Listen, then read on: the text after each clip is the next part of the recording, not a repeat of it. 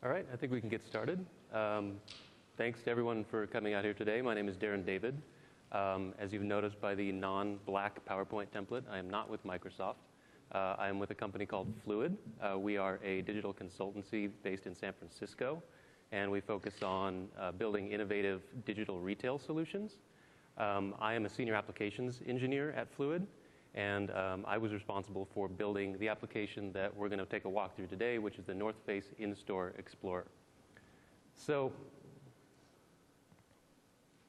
I've been talking to the guys on the WPF team about this, and I wanted to take a different slant on this. And sort of my working title for this application has really been how a Flash developer with absolutely no Windows application or 3D development experience developed a crazy WPF app in only 6 weeks. And the short answer to that is with a lot of help. I really want to give a shout out to all of the PMs and the devs on the WPF team that totally helped me out, and I especially want to give a shout out to Karsten Januszewski on the evangelism team, who was absolutely my right-hand man. When I couldn't figure something out, he was always there for me, and I know if it wasn't for him, the real title of this presentation would be 27 things I can't figure out how to do in WPF, and here's a stack of bugs I can't work around, and why won't my app compile? Because basically that's what I went through for about 3 months. Now, this was a long time ago. We started doing this development in June of 2005, and things were kind of unstable back then. They were changing the APIs really often. The SDK really wasn't very complete. So there weren't a lot of places you can go to get answers for this stuff. So you can imagine it was kind of daunting. So having somebody like Karsten there to help sort things out was really, really key. Thankfully for you guys, the bits that you can download today, the February CTP bits for WinFX, are really stable. The SDK is really, really, really complete, really helpful. And I've been told, knock on wood, that the APIs aren't going to be changing between now and launch. So if you want to start developing on stuff today, there's a really high likelihood that everything's going to keep working. But if they do change the APIs, there's Karsten's phone number. Just give him a call. All right, so let's get into this. Let's talk about actually what it is that we built. So Fluid is the North Face's digital agency of record. And what that means is that if it involves bits, they come to us for it. So we do the North Face's online web presence. We do a lot of online promotions for them. We also have a standing agreement with the North Face where they basically have given us license to come to them with interesting proposals and technologies for ways that they can extend their brand. So they're sort of an interesting company. The North Face, they're an outdoor clothing company. But the way that they work is they sponsor more expeditions than all of their other competitors combined. And basically what that means is they'll send some athletes to some crazy place, give them some gear, and the athletes will come back and give them some feedback and say, that worked, that didn't work, I really think you should change this, and that's how they iterate on their clothing. But what they end up with is all of these artifacts from these expeditions. They've got thousands and thousands of images and NTSC and HD video, and they really haven't had a way to showcase any of this yet, just mainly due to limitations on the website and just trying to make sure people can get in and see everything. So what we did is when we saw WPF, we saw an opportunity to take all of this content and create an application that showcased it in a way that was relevant to their product offering. So we tried to create an experience that sort of highlighted the intersection between the expedition content, the athletes, and the products themselves in this sort of immersive environment. So I think the best way to describe what it is that we did is to actually show it. So again, this is a prototype. This is on beta bits. If it crashes, I'm taking no responsibility for it. So I've actually got a machine here. This is actually a touch screen. So like I said, this is a kiosk-based product. This is going to be running in a retail location. So basically, this is our attract loop. Somebody comes up.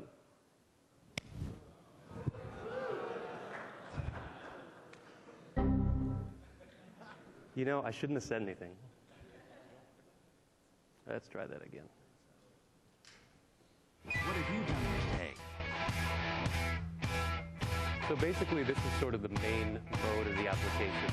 We're calling this the Expedition Carousel. What you can see is it's a 3D environment. We've got videos mapped onto these 3D planes. They're actually mirrored videos, so we're mirroring it on the backside as they spin around. You can see we've got images panning and scaling in the background. So already you've got this immersive environment. You're really getting into a place where you're experiencing the content as it comes up. So this is totally interactive. I can switch between all of these pieces. I find something that I want to see, and I can maximize this. And so now you're watching the video full screen. If you look down on the bottom, what you've actually got are products that are relevant to what you're seeing in the expedition. So these might be things that the athletes are actually wearing while they're skiing down this mountain, for example. And so this is actually another 3D environment layered on top. You can see that video is still on 3D. It just sort of faded into the background. We're still playing the video. We've got clear type layered on top. You can switch. You can take a look at different products.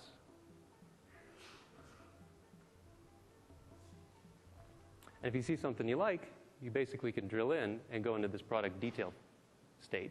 So here you've got the features of the product.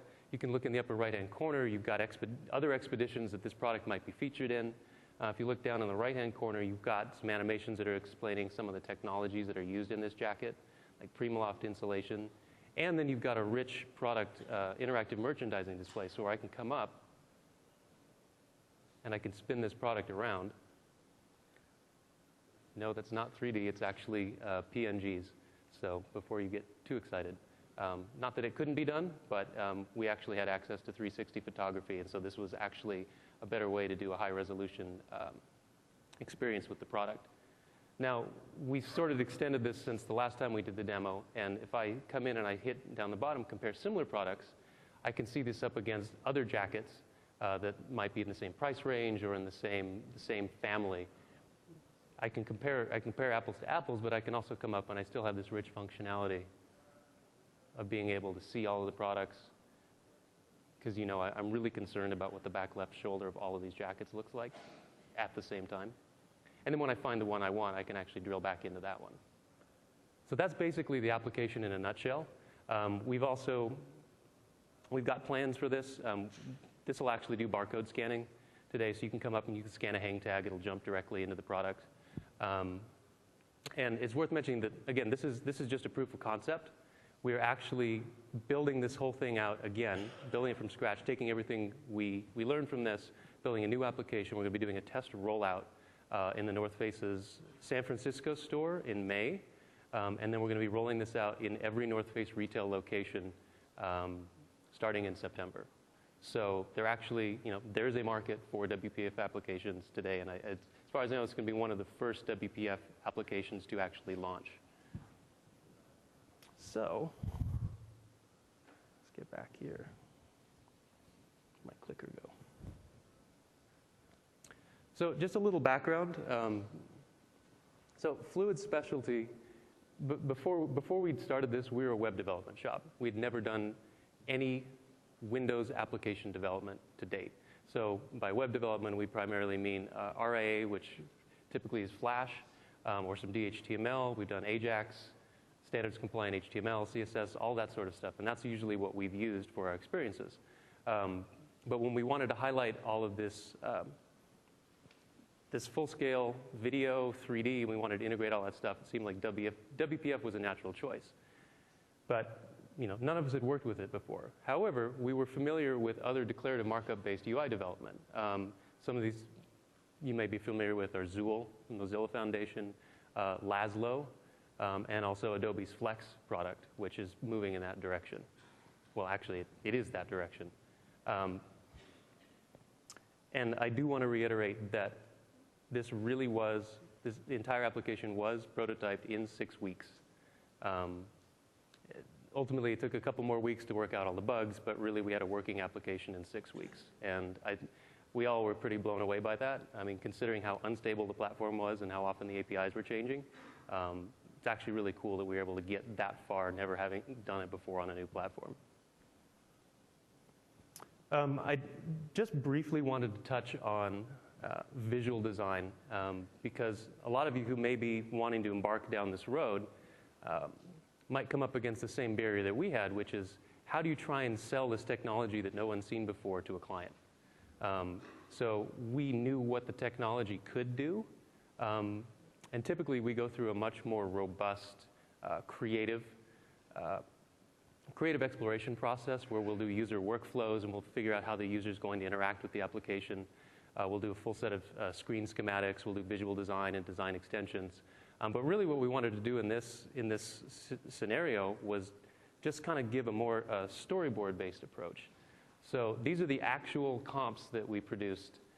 These are just done in Photoshop, and I'm just going to kind of step through here. And this is basically how we conveyed, okay, the 3D elements are going to spin onto the screen. There's going to be video playing. It's going to rotate. Get a little bit of detail about the expedition that you can see up front.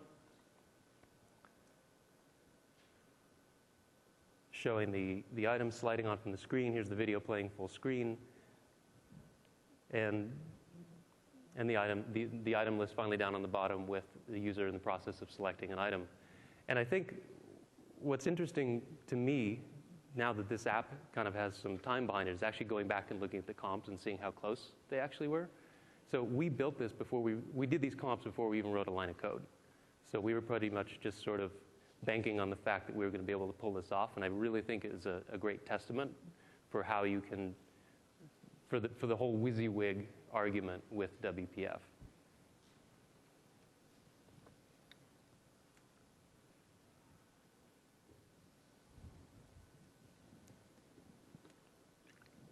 So the purpose of this talk is to kind of deconstruct the application a little bit.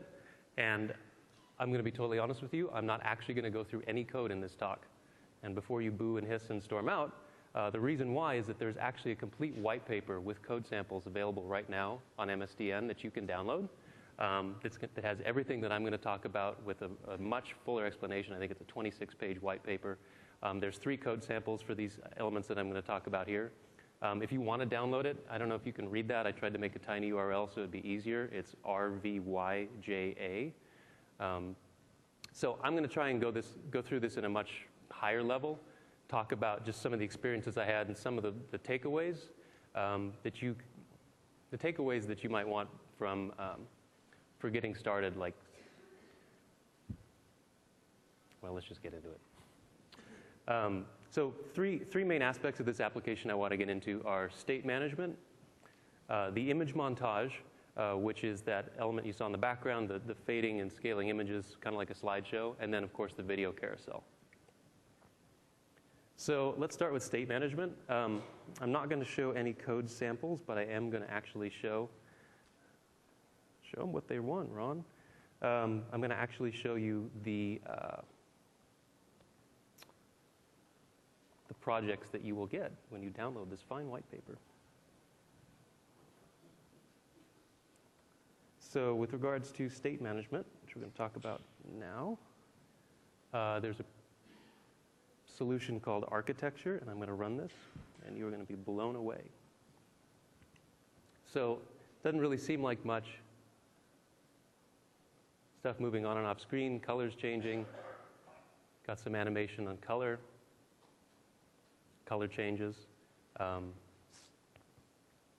Basically, it's a really simplified version of the state management framework that we used in the kiosk application. So let's talk a little bit about how we pulled this off. So the most basic navigable application that you can build in WinFX is called a navigation application. And this uses page-based navigation, so it's not unlike the World Wide Web. You jump between pages, you page between links. If you build a default navigation application, you're going to end up with 2 big arrows at the top, back and next, that kind of browse back and forth between your browsing stack. Unfortunately, the North Face application had a little bit higher bar for the transitions that we needed. We needed to do some really custom movement from one state to another, from one screen to another. There was a lot of animation, there was 3D, and we knew that just wasn't going to fly with this navigation application. So basically, we rolled our own state management scheme. And the way that we did this, well, actually, before I get into that, I should talk about some of the layout containers that you get in WPF. Have any of you attended the building WPF applications seminars, at least familiar with some of this stuff? Okay. I wasn't. So basically, you get a lot of basic layout containers for free. You've got canvas control, you've got a grid control, stack panel, all of these sorts of things. And what happens with some of the managed layout containers is that you get layout for free. You dump a bunch of children in, and then when the screen resizes or as you move stuff around, it relays out all your controls. But that's not really what we wanted, because we wanted to be able to control these things manually, slide them on and off screen, and so on and so forth. So what we used was a canvas panel. And a canvas panel is pretty much analogous to the stage in Flash. For those of you that have worked with Flash, it's kind of like a movie clip where you basically have arbitrary X and Y positioning within this particular canvas. And so what we did is we had a whole bunch of custom controls. We just threw them all on a canvas, hid them all, and we did that at startup. And then what we did is we used the state manager to selectively show and hide things as we needed them.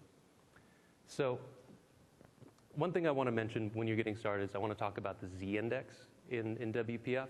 So in Flash, at least in AS2, you've had this idea of a depth property. You attach a movie clip at a certain depth, and this is how things stack. So anything that inherits from a panel in WPF has a children property. And so the children are actually where the children of that visual, the child items in that visual tree live. And so this is basically a collection. And it's zero-based index, so whatever's in zero is going to be on the bottom. So as you start adding children, things are going to start layering on top of one another. So it works when you add them to the collection like that, but it also works when you lay it out in XAML. So if you've got a canvas and you start adding children, in the order that you add them is the order that they're going to stack on top of one another. And you can change this at runtime too. You can get into your collection, you can remove something and stick it back underneath, and that's how you can change the Z sorting. And I've actually heard rumors, that there's going to be a Z-index property on the elements now, which will actually make it a lot easier. You don't have to get in and mess with the collections to change stacking orders. Thanks, I did nothing. But, so simple techniques for hiding user controls. The most basic, of course, is visibility. Am I visible or am I hidden? And this is really just a binary state. It's not really an elegant transition. But what's good about hiding things is that they don't listen for mouse events anymore.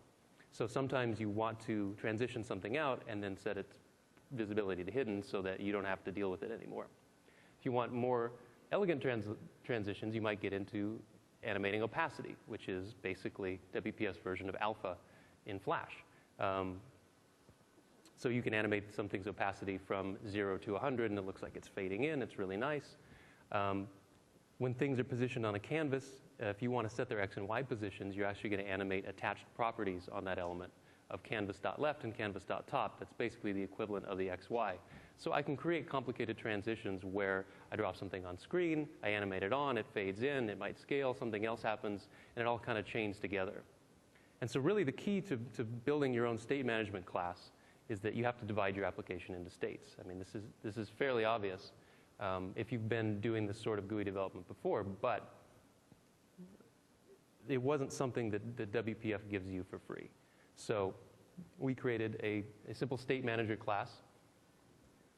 We came up with different states. So we had an attract state, we had an expedition carousel state, we had an expedition main state, a product detail state, product selected state. And basically all you have to do is we buried all the logic for these transitions in the state manager. And so when you fire an event from a button, you say, hey, state manager, I want to go to the product detail state. And it handles figuring out, okay, I need to hide this panel, I need to animate this one off, I need to do these things in this order. And when everything's done, I'm going to fire an event that says on current state changed. And anybody that's listening for that event can say, oh, great, now I know I'm in this state, and if I care about that, I'm going to do something else. So there's some really simple examples of this in the white paper. And again, I'm happy to answer questions about this stuff when I finish walking through it all. So let's talk about the image montage. I think this sample probably couldn't get any more simplistic.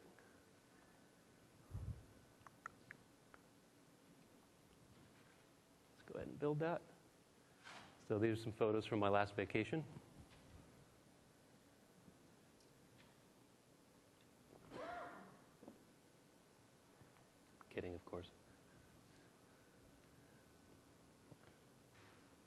pretty simple.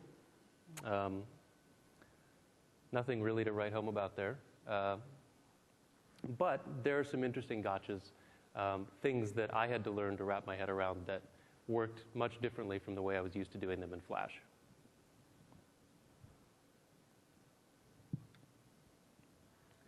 So the image montage is basically built as what's called a custom control. So you get all of these wonderful UI elements in WPF, images, canvases, grids, all these sorts of things, but because they're just classes, you can extend them. So the image montage is simply a class that extends canvas.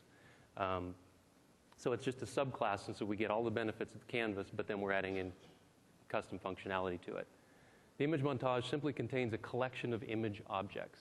And basically what we're going to do is we're going to load all these images up at runtime. We're going to get 5 images. And what we're going to do is iteratively we're going to add an image to the visual tree. We're going to animate it, do some stuff on it, and then 10 seconds later we're going to do the same thing over again. We're going to add a new image to the visual tree. We're going to fade out the old one, and we're just going to iterate over this again and again and again.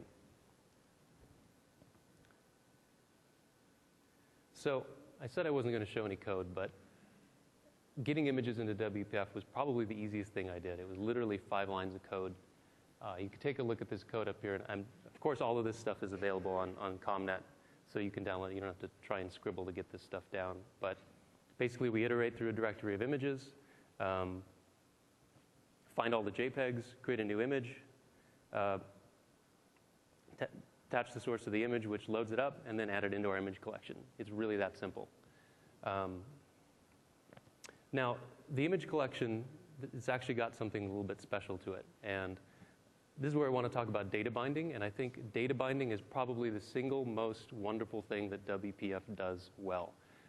Coming from a Flash world where this sort of thing was not always straightforward, it's really sort of a code and forget model. You basically have an observable collection which is responsible for just firing events. It's like, oh, you've added some new items to me, or you've removed some items from me, and you can bind this to an items control, which knows how to handle these events, and everything automatically happens. So your list boxes get populated, and so on and so forth. And I guess the thing that's most powerful about data binding is it seems like you can bind anything to anything. You're not really limited. It doesn't have to be in a certain data format. You can have an observable collection with custom classes, and you can bind into properties inside properties inside properties inside all of those custom objects. And you can do this all at runtime in XAML with very, very, very little code. So when you're getting into data binding, observable collection is your friend. So you can basically take this and you can bind it to something like a list box, which knows how to deal with it. Or in our case, in the custom control, we can listen for those change events in our custom control and do something special with it there. So every time that an image would get added, the image control that was listening to it would take it in and start and put it into the queue to start being animated. Something that I think this is probably one of the most core concepts in WPF is the idea of a dependency property. And I'm absolutely not qualified to give you the official definition of a dependency property. But what I do know is that if you want to do data binding, styling, animation, if you want to access properties in your custom controls in XAML, you're going to make a dependency property. And there's really not much to it, but the thing is everything, all of the visual elements in WPF already have tons of dependency properties already, like width and opacity and canvas, canvas positioning, data sources, foreground colors, text, all of these sorts of things. And so you can access all these properties in XAML, but you can apply animations to them as well. So that's basically what we did in the image montage is we're accessing these properties and we're applying animations directly to them. So before I get into animation, the one thing I wanted to touch on is this concept of the dispatcher timer. So if you're used to doing development in Flash or in JavaScript, you've got the idea of a set interval call, which basically says I want you to do something every 10 seconds, so on. Dispatcher timer is the equivalent in WPF. So basically, we've got our images that we set a dispatcher timer. When it fires off every 10 seconds, we know to change into the new image. So animation is actually really powerful in WPF, but it's almost entirely different from the way that it's done in Flash. And I think this was the hardest thing for me to wrap my head around. You can do animation in XAML or in code, code being C#. And there are really two main components. If you're using XAML, you're probably going to end up using this idea of a storyboard. And I can't tell you, I probably spent about a month going back and forth with the animation team trying to figure out exactly what they meant by a timeline, because it had nothing to do with the timeline that I was used to in Flash. So a storyboard is basically a template for an animation. I'm going to try and explain this, and if it doesn't make sense, you can all shake your head no, because maybe I still don't get it. So a storyboard basically says, I want to take a property and animate it from position A to position B. So I'm going to animate something from 0 to 100, the width property. Then I'm going to chain something else onto that. When you're done with that, I want to animate the height from 0 to 100. When you're done with that, I want to do two things at the same time. I want to animate the opacity, and I want to animate the position. So you basically create this template. Then at runtime, you can take this storyboard and apply it to any element arbitrarily. And then each element then gets its own timeline, which is an instance of that storyboard as it's operating. So the timeline, there's an animation clock that ticks and actually performs the animations as it goes through.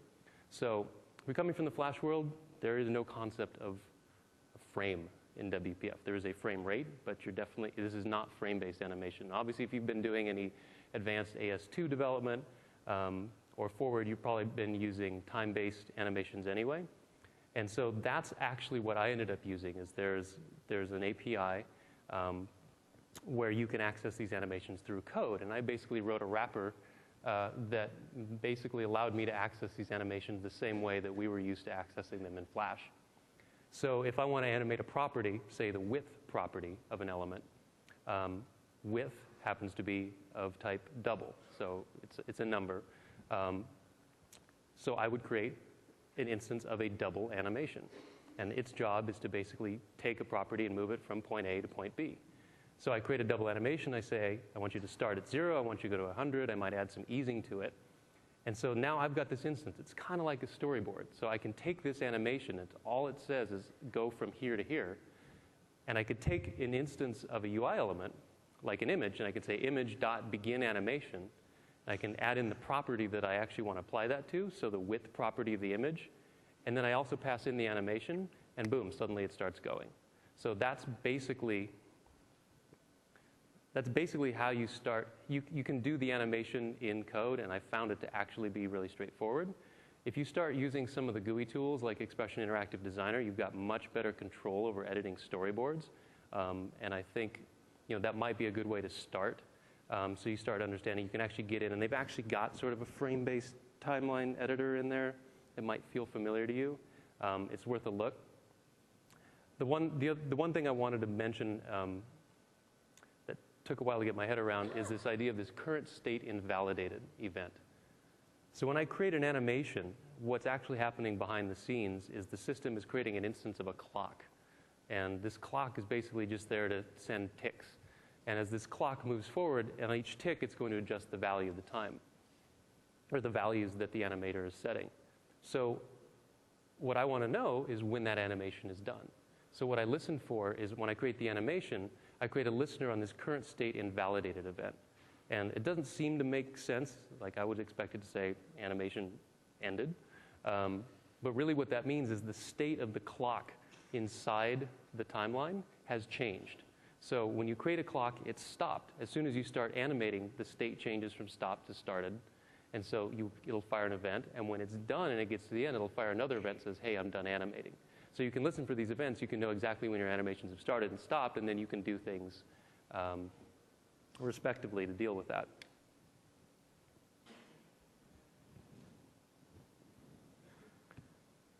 So I think a conversation on doing 3D in WPF would probably take several sessions. So I'm just going to touch lightly on these things. I mentioned when I started that I had really zero 3D experience. The last time I'd done any matrix math was in 7th grade, and I was totally ruining myself for having not paid attention because it was coming back to haunt me. And then Karsten pointed out this fantastic book to me. It's called 3D Math Primer for Graphics and Game Development. And I've got a link there to it on Amazon. JFWCA for our viewers at home. Basically, this book is an amazing walkthrough, starting with 1D space and just building and building and building, and by the end of it, you totally understand about matrices and quaternions and all of these things, and it's like, okay, maybe I'm not as old as I think I am. So I do want to touch on a couple things about the WPF 3D API.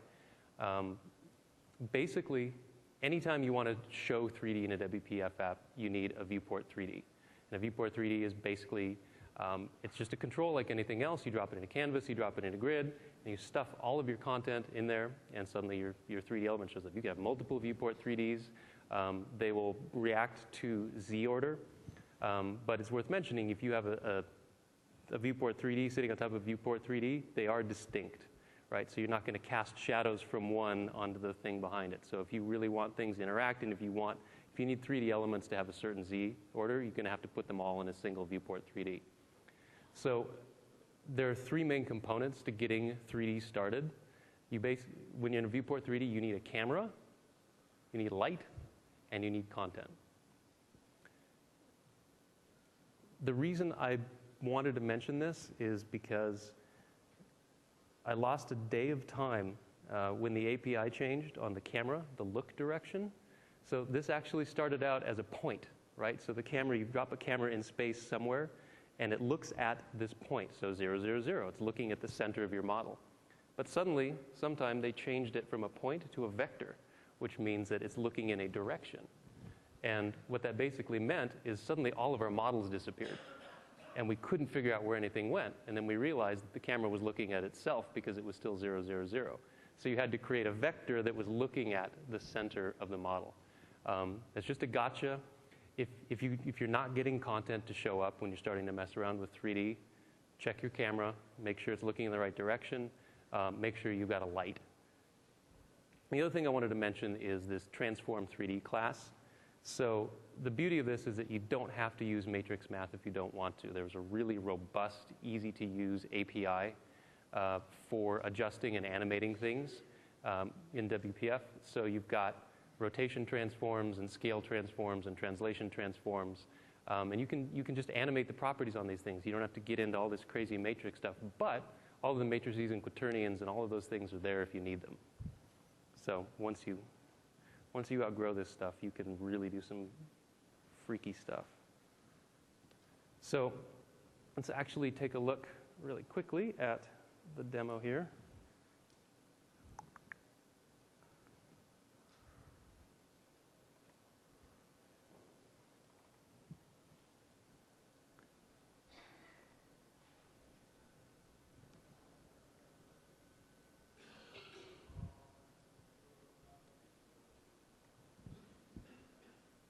So it's a more simplified version of what we did, but the basic concepts are still there. So you've got videos rotating in 3D space. They're mapped onto these meshes. They're mapped on both the front and the back. I don't believe the demo is actually interactive, but you'll get the concept behind what it takes to actually pull this off. So let me talk about how we actually made the carousel happen. So we all know what a list box does. A list box basically takes a bunch of items and lays them out and makes a list. Well, that actually is a list. We're extending the list box control, but it's a list box 3D. So instead of using the list box's built-in rendering engine, we're basically leveraging the fact that it handles all the events properly and all the goodness of a list box, but we're changing the way that it draws its elements to the screen. So we have a list box 3D that contains list item 3Ds. And what's cool about this is basically everything functions as if it were a list box with list items. But because we've overridden some of the methods and we're handling when things get added to it, we can create custom layout methods. So the list box 3D, instead of actually, say, being a stack panel of items, what we've actually got is a viewport 3D. And when it sees the collection that it's binding to changes, it's actually going to create new instances of list item 3Ds and stick those into the viewport and lay them out as we want them. So in this case, in a carousel, using just a little bit of math. And the coolest part about this, again, is that because we're extending listbox, we can data bind to this. So all of the goodness of just creating a collection of images or a collection of videos and just saying, hey, bind to that, we're good to go.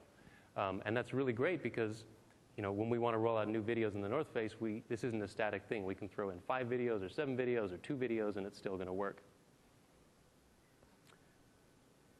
Getting textures onto elements in 3D. Visual Brush is your friend. Visual Brush is basically this really cool concept in WPF where you can take anything, any visual element in WPF, and use it as a brush to paint some other element. So you can create an entire web form and paint it onto a rectangle and paint that onto a button. And I mean, it's just recursive. It boggles the mind. But you can use the same thing to create textures for your 3D elements. And so basically all we did is we created a media element, which hosts a video. We used that as the source of a visual brush, and then we just painted that onto the mesh. It was as simple as that. And as long as you maintain a reference to that media element somewhere in the list 3D item, you can still control the video. You can stop and start it. You could rewind it. And we can also control the volume on it. So I just wanted to mention briefly that animation, we used the same code-based animation library. So instead of doing double animations, we were doing vector animations and rotation, transform, 3Ds, and all of these. It was actually really straightforward, but we didn't really have to change the API. It was like, I want you to go from this degree to this degree and take this long and ease in and ease out. So the APIs are really consistent amongst all of the different animation types. So controlling volume, I just wanted to mention, we can go back and we can take a look at the app again, but you see as each video spins to the front, its volume becomes louder. And so if we didn't do anything about that, all the animations, all of the video, sound for all of the videos would be playing at the same time. So what we did is we took our good buddy dispatcher timer again, and we set it to check every, say, 100 milliseconds. And what it does is every 100 milliseconds, it calculates the position of each one of those list 3D items in space. And we did a little transformation to say, okay, the closer you are to the screen, the louder we want your volume to be, and the further you are from the screen, the quieter we want your volume to be. So basically, it just sits and it fires, and every 100 milliseconds, it's setting the volume of all of these things. So because, I mean, it's not just a dumb texture. We've actually got the media element still living, mapped in there. We can still access all the properties of this media element, even though it's been painted onto a 3D texture. So I did want to touch one thing on optimization, and I'm going to give a link at the end of this talk that goes into animation much more deeply, or optimization much more deeply. But for reasons I can't explain, that there are good reasons for this, and people have told it to me, and it kind of went over my head. But when you're doing your 3D, you're better off having fewer meshes with more points than having more meshes with fewer points. And you would think that wouldn't really make sense, but having one really complicated mesh is actually easier for the engine to deal with than a bunch of separate meshes with fewer points. And one of the things that I didn't want to get into too much detail here, but we go into it in detail in the white paper, is mapping the videos onto both sides of the carousel. So when we started out, we actually had 2 separate meshes for each of the list item 3Ds. And we had one video mapped on the front and one video mapped on the back. So basically what that meant was that every list item 3D had 2 videos playing in it. So suddenly you get 3 elements, you've got 6 videos playing, and perf drops tremendously. So we talked with the 3D guys, and we found out that basically WPF doesn't really care where the points are located in a single mesh. So you can have one mesh sitting out here and another mesh sitting back here, but it's still all part of the same mesh. And if you just change the winding order on these guys, when you paint a texture on it, the video is going to show up on the front and the back at the same time, but it's only one video. So you're basically getting this for free. So you've doubled your performance right there. And yeah, we go into that in pretty good detail in the white paper. So I wanted to talk briefly about solution architecture. Never having used VS before, I've used the Flash ID, I've used Eclipse. Kind of a new world. So there are a couple little gotchas when you're getting started. You're going to sit down and you want to build your first WinFX app. So when you download all the bits and install all the bits for the February CTP, when you go into VS, you'll have a new template. And what the North Face application is this is a WinFX Windows application. So what this actually outputs is an exe file, right? When you're debugging, You'll have DLL, it's got code in it, and it's basically, you've created a Windows application. It's really straightforward. So WPF has this concept of what's called a click once application, and basically it sort of creates the installer for you. So when you publish this thing, you create this click once installer, you double click it, it's like, hey, do you want to install this application? And suddenly it's in your program menu. So you're getting all of this stuff for free that used to take a lot more effort.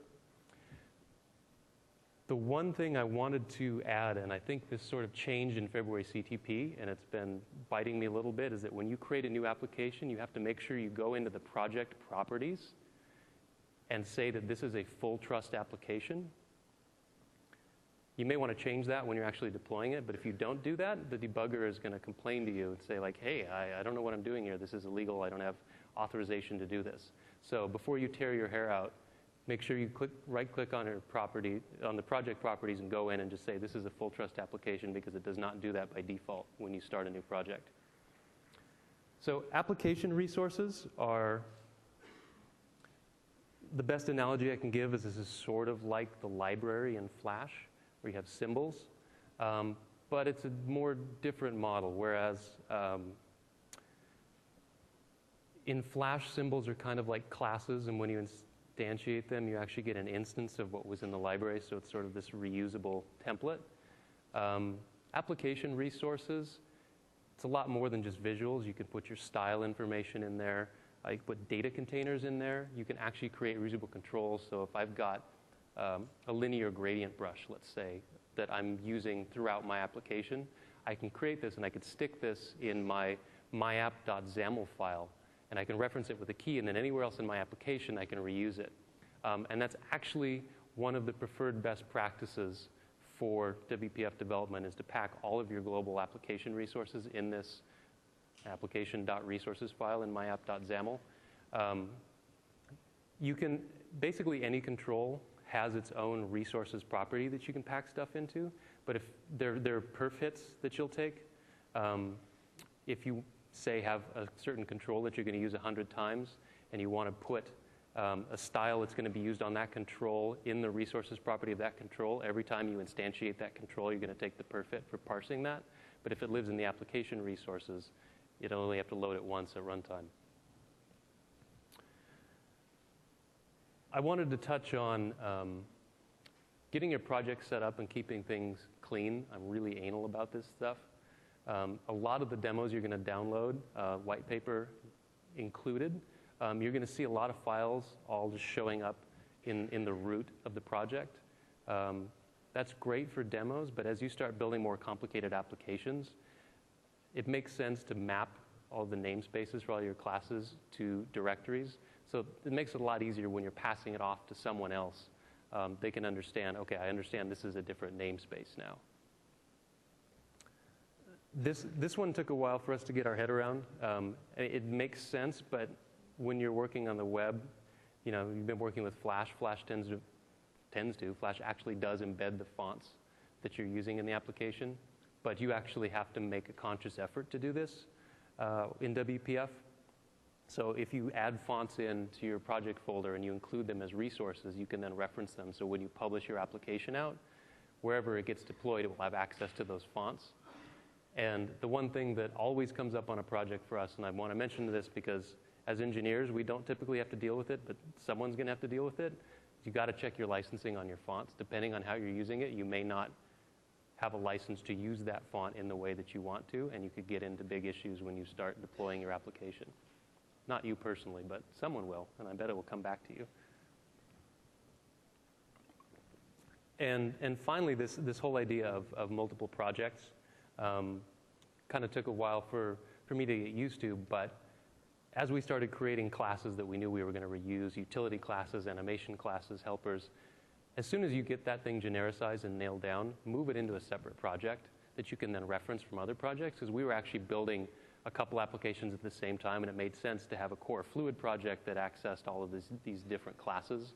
So you might not do that initially, but it might be something you want to think about doing when you go back and you refactor your application, not just making a separate namespace for these things, but actually making a separate project for these so you can actually reuse the DLL.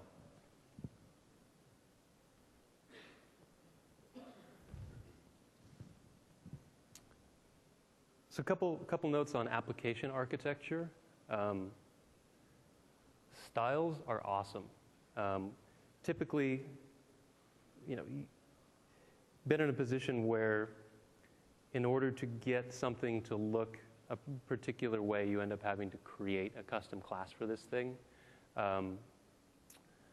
But you actually get so much from styling. The styling engine is so powerful in WPF, you can override absolutely everything in a particular control.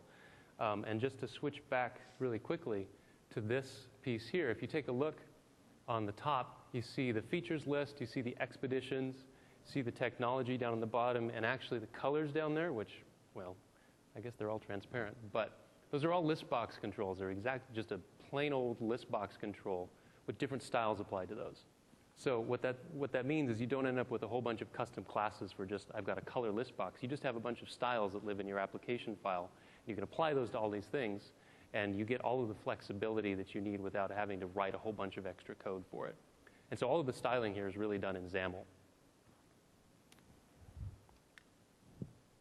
So styling is great, but it doesn't always let you do what you want to do. Sometimes you want to create a control that does something different. You can create a custom control like we did with the image montage. And I wanted to bring this up in terms of encapsulating custom UI functionality in custom controls. Because a lot of times you will see demos and people doing things where they will just throw everything in their window1.xaml file, and they'll have a whole bunch of code handling this stuff, and suddenly they've got an entire application in one class. And it's really, really hard to follow. So the more that you can encapsulate these things, the better off you are. So what we did in the North Face kiosk is we were able, when we started breaking down everything into states, we started looking at different controls that could be reused in different spots. So actually to switch back to this guy, so the product rotation bit over here, this is a product display control. When we go into compare similar products, these are also the exact same product display control, except that they're just referenced from a style that we're applying to this product comparison list box item. So there's no way we really could have done that if everything was just sort of living in window1.xaml. It makes things really nice. I mean, it's standard object-oriented programming procedure to encapsulate functionality within a class. But when you're getting started, I think it's really tempting to just sort of get stuff working and dump a bunch of stuff in the main window. But this is part of the refactoring process, and you'll find the sweet spot for these things. So just to talk about when you make a custom control, what's really cool about it is that you can reference it from XAML or from code. So you can reference the namespace that your custom control lives in, and you can actually just, I can create an image montage element in XAML, and it'll show up. So our window1.xaml for TNF kiosk, for any of you that have actually built a WPF application, I should just back up a little bit. When you just say, I want to create a WinFX application, you basically get two files to start with. You get myapp.xaml, which is sort of your application scope, and you get window1.xaml, which is basically the container for the primary window that's going to show up for that application. Our window1.xaml has only custom controls in it. So there's actually maybe 13 lines in there. So by referencing everything that way, it makes it a lot easier to drill down and figure out what's doing what. All the data for this application is currently stored in XML. Because it was a prototype, we didn't have to worry too much about how this was going to grow. But for any of you who've worked with Flash before, you've probably spent most of your life writing deserializers for XML to try and turn these things into typed objects. So I basically spent maybe the first week and a half of this development writing a bunch of deserializers in XML. And Carson turned to me and said, dude, you know you can do that in 4 lines of code? And so basically .NET has this really wonderful object serialization and deserialization layer where you can create your business objects in .NET and just go, it doesn't actually make that noise, but it'll serialize it to XML, and basically you get these really clean files that you can then load back in at runtime, and suddenly you get a collection of typed objects.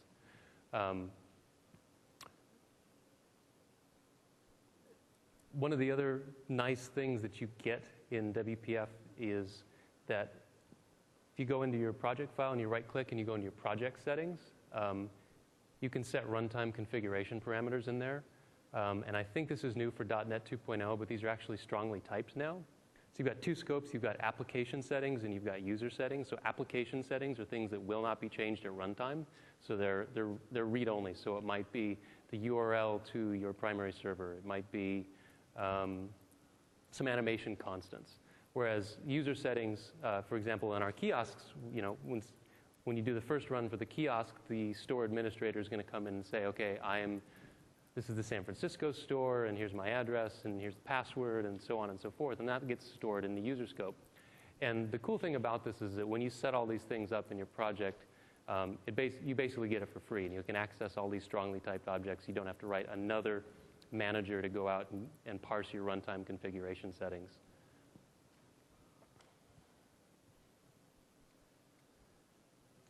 So just a couple takeaways. I know I'm running a little bit over, and I want to make sure we leave time for questions. Just make it work.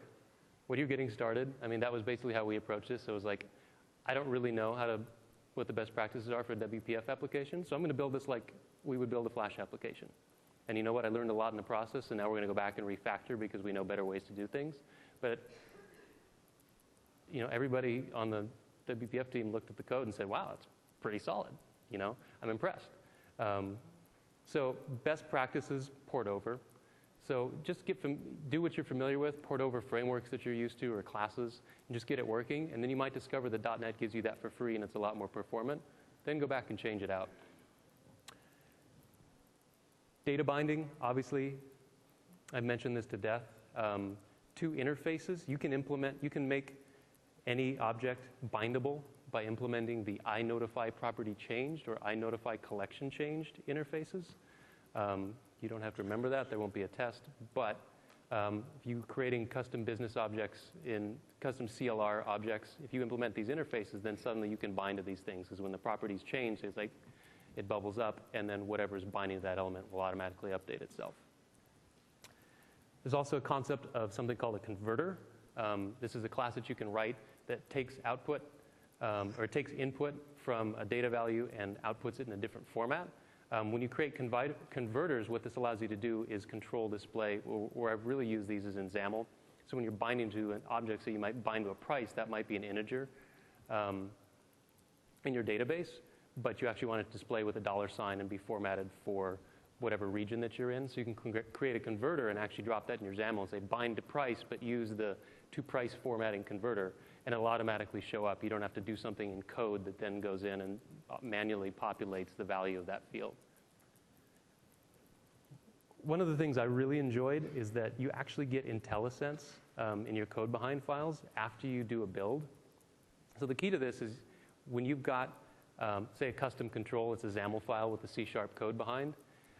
When you're laying out your XAML and you're putting your elements in there and you're giving them element names, that's the key, is that you've got to give these things element names. So that it's basically kind of like the instance name. So I've got a canvas, but it's got an X name of my canvas. If you go back into your code behind, it's not going to know anything about my canvas, but if you do an F6 and you build on that, suddenly, when you go back into your C# file, you've got IntelliSense. It's strongly typed. It knows that my canvas is a canvas, and you've got access to all of the properties on there. Kind of a new frontier for me as a Flash developer was the concept of a multi-threaded application. It's not something we've ever really had control over before, but the idea is that some things like disk I/O will actually block the UI. So you're trying to read something from the disk, and while it's doing that, your animations are getting chunky and they're stopping. So what you can do is you can actually do all of your loading on a different thread, which just means the CPU is going to parcel out cycles until it gets things done. You can give the UI a much higher priority. When it's done, it'll report back and say, hey, I've got the stuff that you wanted. There's a really cool class called the background worker that makes this really, really simple. Much more simple than trying to understand the threading model, which totally still goes over my head. But basically, you create a background worker, and you tell it to do something in the background, and it'll fire events. It'll fire progress events, and it'll say, hey, I'm done. And then when you're done with it, you can take the work that it's done and use it. And the key to this, to threading, I lost 2 days on this one. Freezing an object basically makes it thread safe. So you might have a separate thread where you're loading in a bunch of images, but if you try and pass those back to the main UI thread, it's going to complain and say, hey, I can't use this. It's going to throw an exception. But if you freeze that image, you can pass it back to the main thread. So you can actually get this really wonderful parallel processing thing going on. It's worth mentioning the GUI tools, because these are a fantastic way to get started. I would say 98% of the XAML in the TNF kiosk app was hand-coded by me. And that was really just a function of the fact that the other tools were sort of in flux at the time, and it really wasn't straightforward for me to try and learn Expression Interactive Designer, because the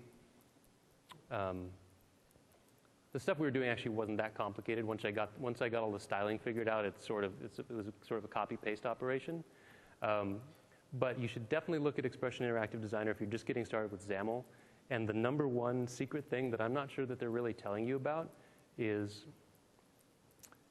as far as I know, it is the only way to find out how to style some of the more complicated user controls in WPF. So if you want to style a list box that's got scroll bars and all of these things going on in it, there's really no obvious documentation of what are all the elements I need to get in and tweak.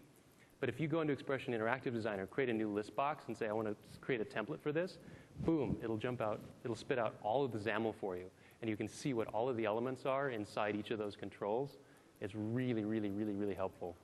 And I'm going to touch on the Orcus VS Designer, which is coming out, which is basically sort of the Visual Studio design tool.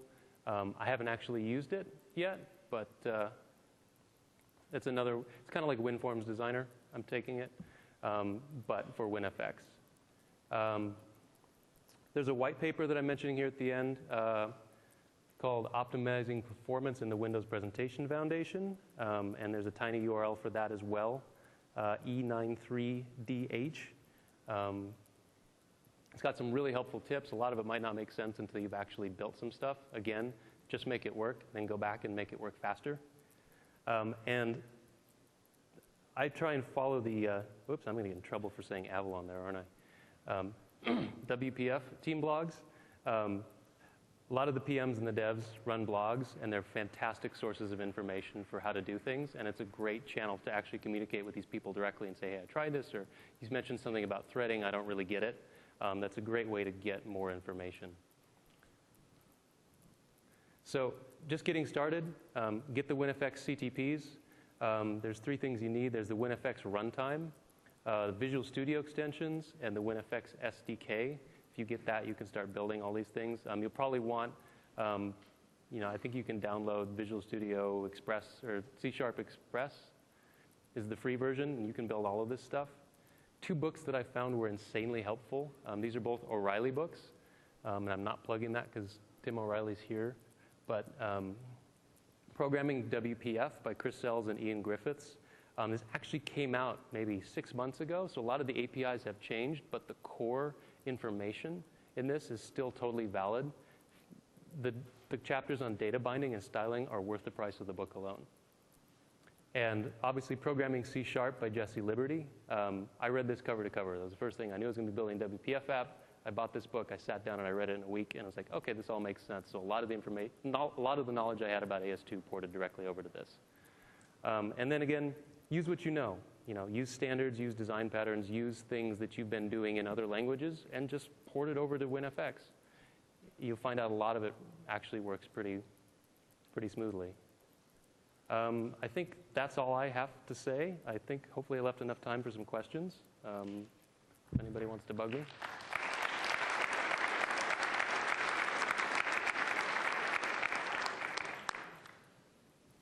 Or not. Sure.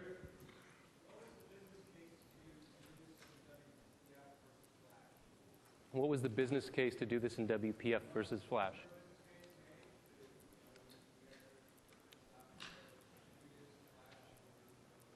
I think we really wanted to play around with some of the full screen. I mean, WPF gives us the hardware acceleration, so we had HD video that we were going to play at full screen, and we wanted to work with a lot of these 3D APIs to kind of create a much more interesting experience.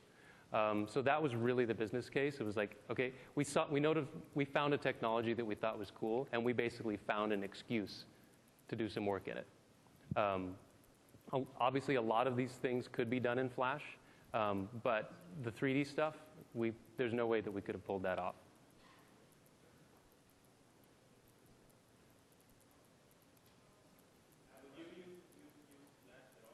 I'm sorry?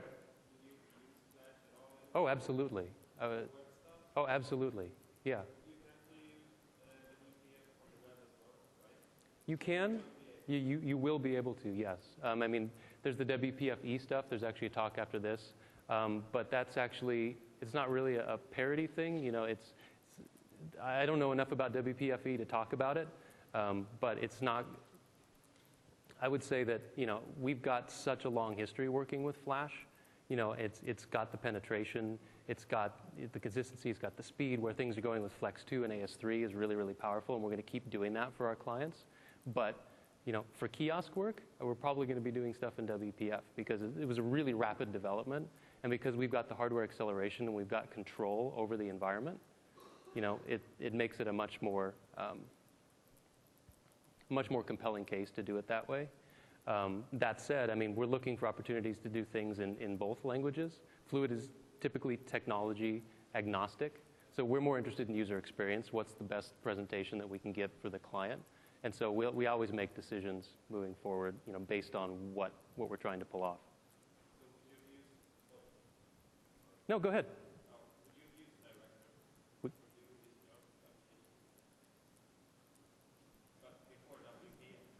Oh, before WPF, would we have used Director? Probably. But I can't remember the last time we wrote anything in Director. Question? Hi.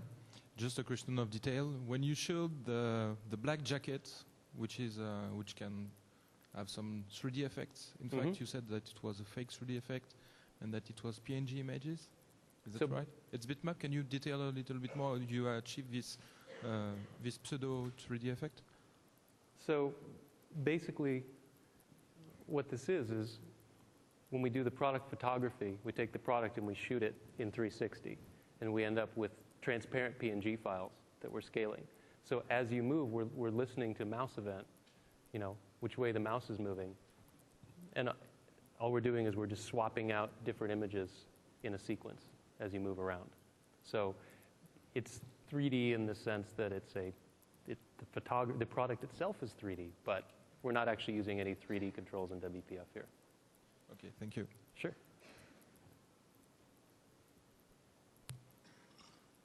I noticed, this on? Yeah. I noticed that I can see why you use WPF to do the North Face in-store Explorer, because you have control over the kiosk, obviously. But I think what a lot of us want to know is, when are you going to have faith in WPF to be able to deploy it to a web environment and really know? Because Vista's still a little bit out, and yeah, it'll be distributed down level to XP clients, but then there's what about Max, and when do you really think, because you're on the front lines obviously doing this for clients, when do you think you're going to feel comfortable doing something like the North Face website in WPF? That's a really good question. I mean, the North Face is looking to us to tell them the same thing.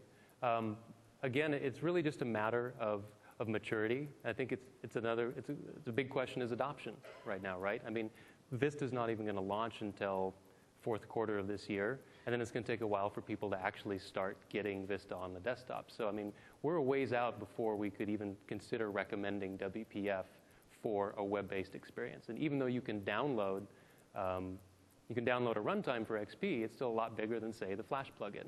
So, I mean, that said, we actually have clients coming to us saying, we'd like to do some WPF work on the web. So there's interest out there. And I think really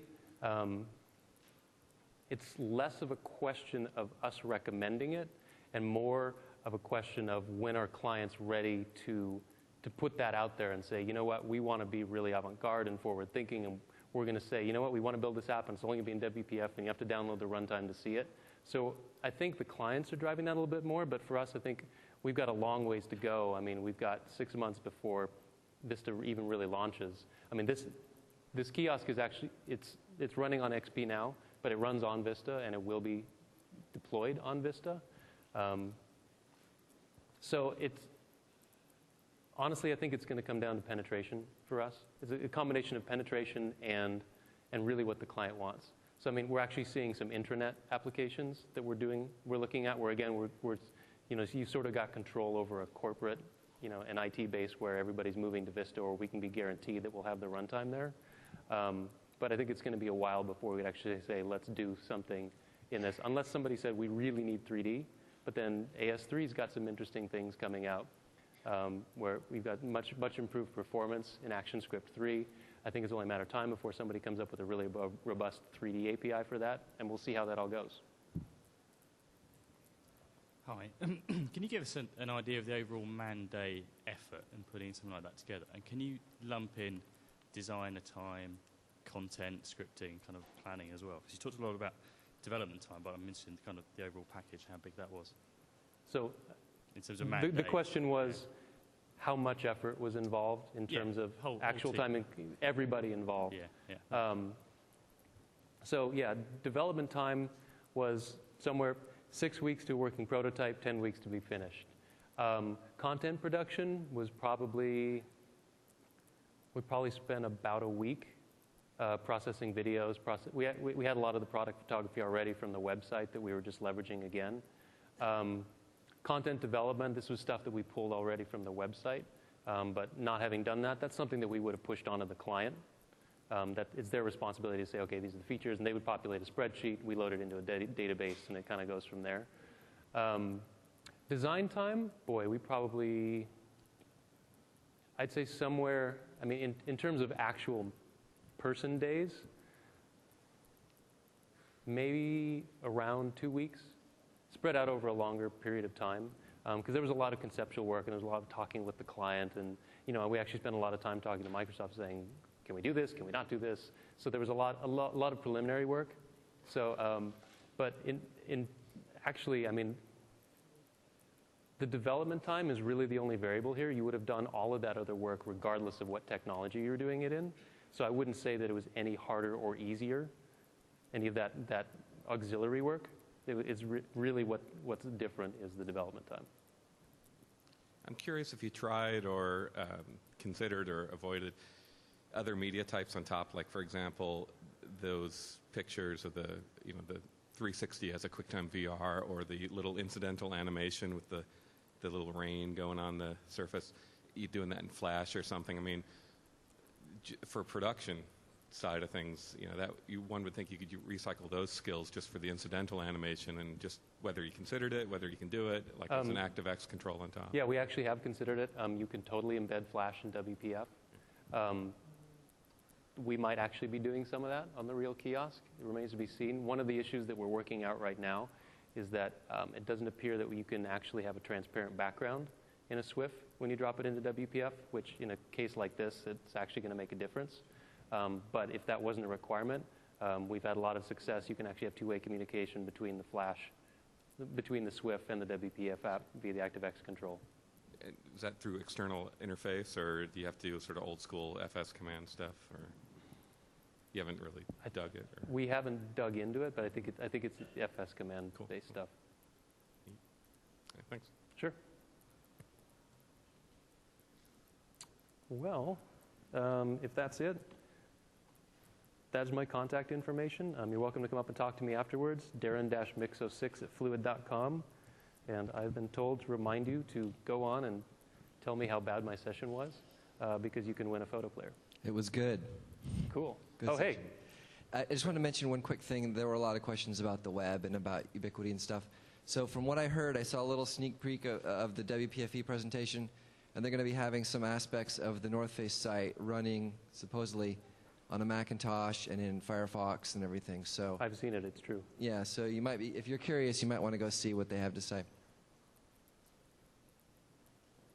Great. Thank you much.